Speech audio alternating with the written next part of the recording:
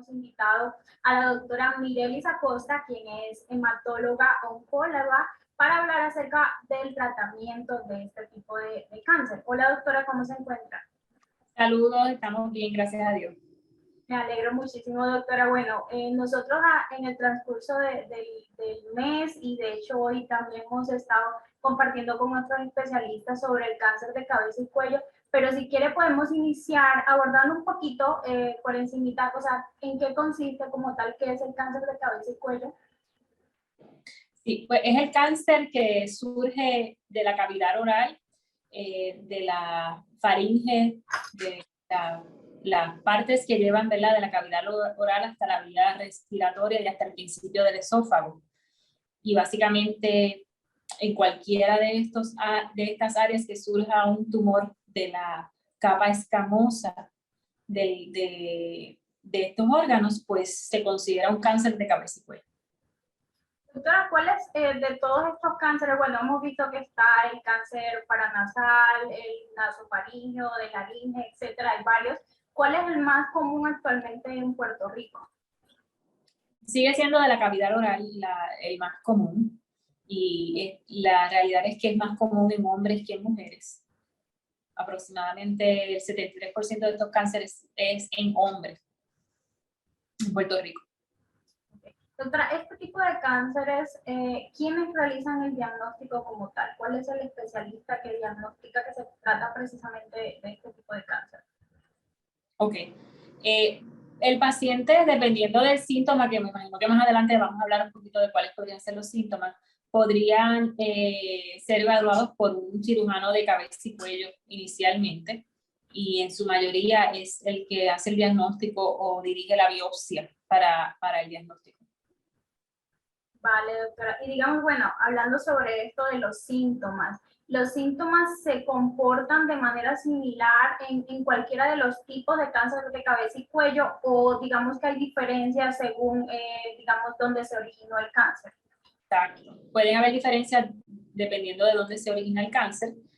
Para hacer un resumen de cuáles podrían ser los síntomas, pues un abultamiento en el cuello o en alguna área de la cavidad de cabeza y cuello, pues podría dejarnos saber que está creciendo una masa y deberíamos de ir a verificarnos.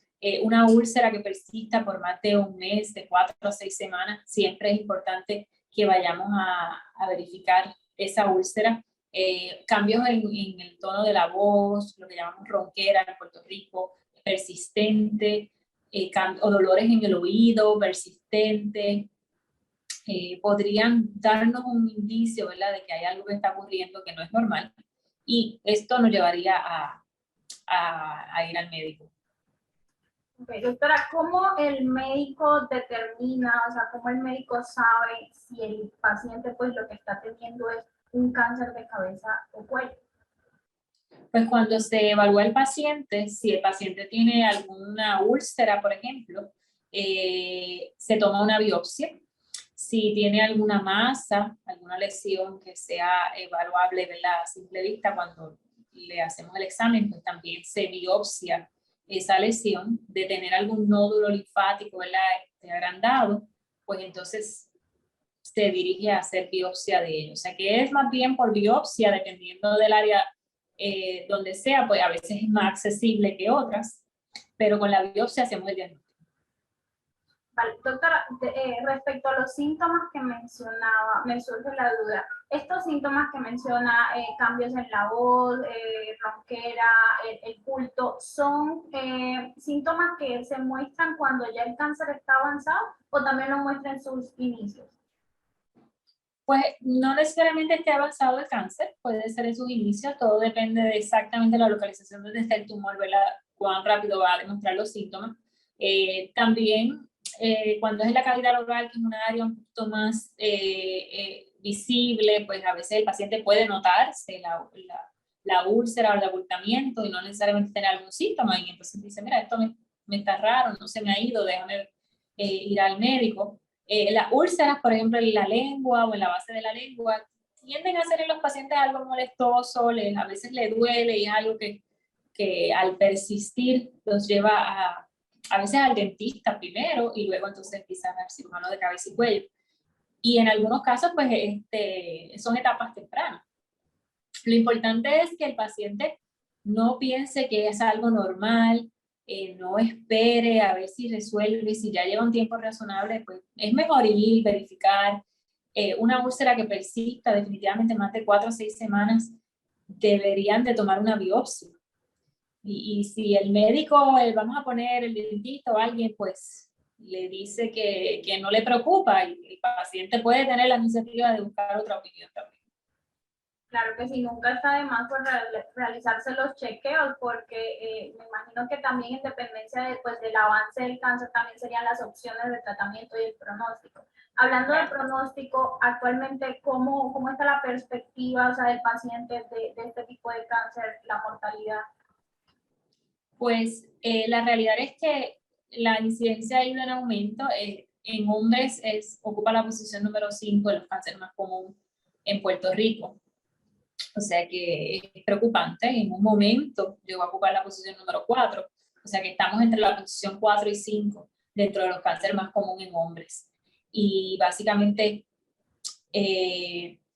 la incidencia que ha ido en aumento es en pacientes jóvenes, que también es lo que nos está preocupando más de todo esto. Antes era una enfermedad más de pacientes mayores de 65 años y ya ese no es el caso. Y básicamente pues sabemos que probablemente va a seguir en aumento la incidencia. Son alrededor de 2.000 casos que se detectan todos los años en Puerto Rico, y de estos 2.000 casos, aproximadamente 600 pacientes fallecen todos los años de este tumor. Por lo general, estos casos que se ven en Puerto Rico, no sé si este cáncer tenga como fases o estadios, por lo general se encuentran en estadios iniciales o estadios ya más avanzados. La realidad es que es más en estadios intermedios.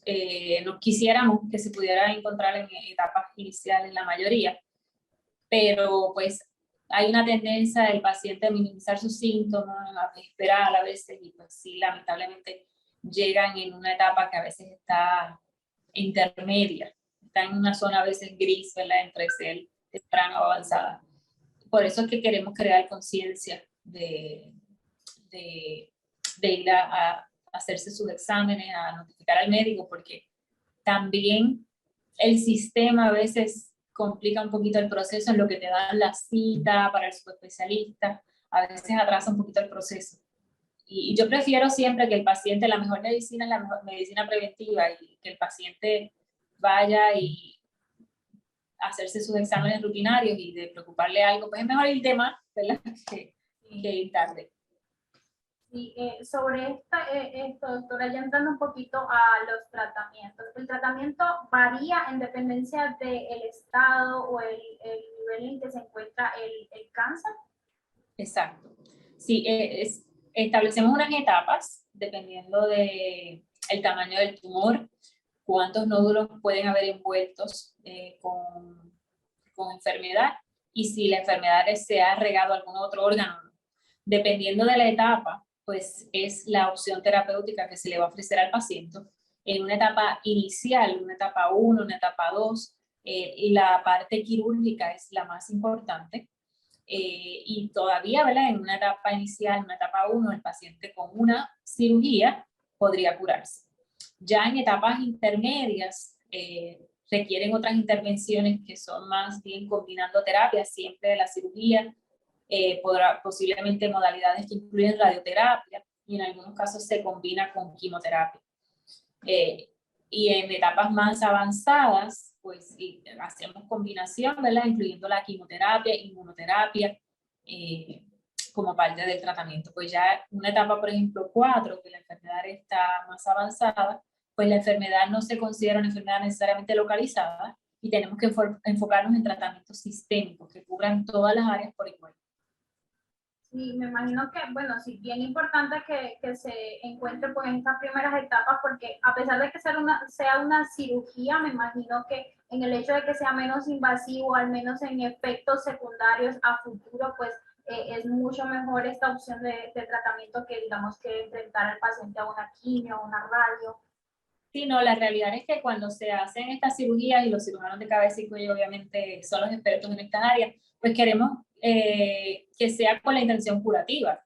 O sea, que son cirugías en algunos casos complejos, dependiendo de dónde esté el tumor localizado, pero con la intención de que el paciente se pueda curar con ello. Y esa siempre va a ser la mejor alternativa que uno quiere ofrecerle al paciente, que es la opción de tratar de curar. Aunque siempre lo decimos con algún cuidado, ¿verdad? Pero sí, esa es la alternativa primordial, que podamos entonces tratar de evitar que el paciente vaya a tener una recurrencia en un futuro y que se pueda curar. O sea que cuando podemos un paciente en una etapa temprana, que podemos tratarle de ayudar a que se cure, pues usamos todas las modalidades posibles para que se logre. O sea que la finalidad del tratamiento en sí sí es lograr curar el cáncer, ¿cierto? En algunas etapas, sí. En una etapa avanzada, ejemplo, etapas 4, pues es difícil hablarle al paciente de curarse. Sí podemos hablar de prolongar vida y podemos hablar de calidad de vida también. Obviamente, dentro del tratamiento que se ofrece, pues uno quiere que el paciente tenga calidad en ello, porque al ser un tumor que está en una localización tan compleja, porque ocupa la vía, ¿verdad?, de respiración, a veces ocupa la vía de alimentación, la voz del paciente, son muchas áreas que se pueden afectar en este diagnóstico, y uno quiere que el paciente reciba el mejor tratamiento posible, tratando de que tenga calidad en el proceso. Pero no siempre se le puede ofrecer al paciente que se va a poder curar en etapas avanzadas como etapa 4. Sí hemos logrado, ¿verdad? Y me imagino que es parte de la discusión con algunas alternativas de combinaciones, incluyendo las inmunoterapias, tener buenísimos resultados en etapas avanzadas, y algunos pacientes que están como pacientes curados con tratamientos con calidad de vida. Y eso ha sido, ¿verdad?, un cambio en el paradigma de esta enfermedad para bien, el poder incluir terapias innovadoras como la inmunoterapia. Porque estas terapias combinadas serían como un avance, ¿no? Que digamos que se tiene ahorita en los últimos años, porque antes no existía esta opción. ¿Es correcto? Sí, básicamente en los últimos 5 años ha cambiado muchísimo estas alternativas para nuestros pacientes. No es que del todo, pues, podamos decir que hemos eliminado la quimioterapia, porque todavía la necesitamos y es importante en estos escenarios, pero la inmunoterapia ha cambiado para bien el paradigma de esta enfermedad en muchos pacientes, donde han podido aprender a vivir con la enfermedad recibiendo tratamientos que son en su mayoría bien tolerados y que le brindan calidad de vida mientras están recibiendo tratamiento. ¿Estas terapias combinadas en qué consisten, doctora? Cuando hablamos de terapias combinadas es cuando combinamos la quimioterapia con la inmunoterapia, y que son ahora mismo, ¿verdad?, de las alternativas más innovadoras en cáncer de cabeza y cuello. Okay. Digamos que una persona que fue diagnosticada con este tipo de cáncer, ¿qué tan pronto debe iniciar esta persona su tratamiento? Pues dependiendo de la etapa, tan pronto se haga el diagnóstico, se debe de estar planificando, ¿verdad?, el manejo que vaya a haber, ya sea la cirugía, la radio, la quimio, la radio. Si es una etapa 4 donde el paciente no va a ser operado, no se beneficia de la radioterapia, pues tratamos de que a partir del diagnóstico, en las próximas 2 o 3 semanas, el paciente pueda estar recibiendo su terapia. El sistema no siempre nos lo permite, es la realidad, hay que pasar por muchos procesos para ordenar el tratamiento y esperar a que sea aprobado. O sea que, aunque tratamos, ¿verdad?, y nos encanta poder lograrlo, pues no está en todas nuestras manos a veces poder empezarlo en ese tiempo. Claro que si se procura tener el mayor esfuerzo y pues que el paciente logre pues su tratamiento lo más pronto posible, entiendo. Doctora, una vez finaliza el tratamiento, tanto pues para un cáncer avanzado, que pues lo que se quiere lograr, como usted decía, era pues mayor calidad de vida, prolongar la vida, o tanto en un cáncer que pues que se logra erradicar, ¿cuál es el seguimiento que debe tener el paciente pues para sus cuidados posteriores al tratamiento como tal? El paciente en su tratamiento como tal, pues tiene un seguimiento bastante frecuente con nosotros. Nos estamos viendo cada 2 a 3 semanas en evaluación, laboratorios, tratamiento. Si el paciente está en etapas más tempranas y se logra curar y estamos entonces en lo que llamamos una vigilancia, que en inglés se llama surveillance, el paciente pues lo vemos más o menos. Entre ellas hacemos imágenes de seguimiento. Ellos siguen viendo a su especialista de cabeza y cuello, quien le hace las laringoscopías y hace una visualización directa junto con el examen físico que hacemos, laboratorios y manejo de síntomas que pueda tener el paciente. Porque existe la probabilidad de que el paciente pues sí logre superar el cáncer. Digamos, existe una probabilidad de que surja nuevamente ese cáncer u otro. Sí, siempre puede haber algún porcentaje de pacientes que el paciente, pues, que el cáncer vuelva. A esto le llamamos recurrencia, especialmente en etapas más avanzadas, entiéndase una etapa 3, que con todas las mejores intenciones curativas que podamos haber usado las modalidades, pues ya es una etapa más avanzada y tiene más probabilidades de recurrencia. Y por eso el monitoreo. Y estamos en esa vigilancia con imágenes, examen físico, porque siempre le explicamos al paciente, ¿verdad?, de que si lamentablemente el cáncer vuelve, pues quisiéramos encontrarlo a tiempo para poder ayudarlo nuevamente. Como paciente de cáncer que haya sobrevivido digamos, a la terapia y haya logrado erradicar el cáncer como tal, ¿existen algunos elementos que el paciente deba tener en cuenta para prevenir, o sea, que puede prevenir de cierta manera la recurrencia? Pues mira, algo que no hablamos al principio eran los factores de riesgo para este cáncer, y entre ellos el más común, que por muchos años era la combinación del alcohol y de fumar. Tanto fumar como el consumo de alcohol pueden predisponer a cáncer, pero la combinación es el factor de mayor riesgo. Este tipo de cáncer sí es más común en pacientes mayores de 65 años que quizás llevaron toda una vida haciendo esto. Y definitivamente, pues el no fumar o el no consumir bebidas alcohólicas va a minimizar la probabilidad de tener una recurrencia. Pero lo que estamos viendo en aumento es el cáncer de cabeza y cuello asociado al virus de papiloma humano. Este es más común en pacientes jóvenes menores de 65 años y básicamente pues esto es un virus que el paciente va a haber portado quizás por algunos años en su cuerpo. Es un virus de transmisión sexual, o sea que sí existen pruebas quizás de discernimiento para las mujeres y para los hombres a nivel ginecológico del área reproductiva, pero lamentablemente no se hacen pruebas de discernimiento en cabeza y cuello. O sea que algunos pacientes ni tan siquiera saben que son portadores de este virus, y lamentablemente cuando tienen ya la enfermedad, pues quizás es que se enteran, ¿verdad?, que fue a causa de este virus. Lo bueno dentro de todo esto es que existe una vacuna, que pues ahora tenemos como alternativa para poder prevenir este cáncer en un futuro, en nuestras futuras generaciones. La vacuna realmente pues se ha extendido a la edad en que se la pueden poner, pero desde los 11 años podemos vacunar a nuestros niños para evitar las cepas que son más carcinogénicas, que están asociadas con más probabilidad de desarrollar un cáncer. Y esto es espectacular, porque literalmente vacunamos a nuestros niños y nuestros hijos en un futuro probablemente no van a ver este tipo de tumor. O sea que es la mejor perspectiva. La vacunación viene a darnos como esta buena nueva, porque pues sí, la vacuna contra el VPH pues apoya a evitar a la mujer, digamos, el cáncer cervical y otros cánceres también, pero también es beneficioso para el hombre en cáncer de cabeza y cuello y otros cánceres, ¿es correcto? Correcto, sí.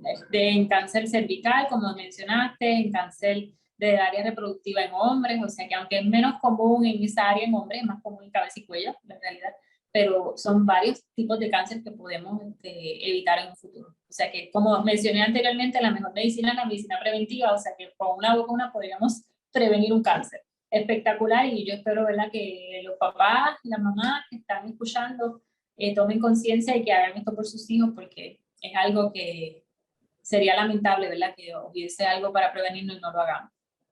Claro que sí, sí, y necesitamos informarnos más respecto a esto, porque a veces nos limitamos en los beneficios, en conocer cuáles son los beneficios de la vacuna, cuando son tantos realmente como los que comentaba usted en este caso. Sí, la vacuna es segura, a veces hay mucha mala información, lamentablemente.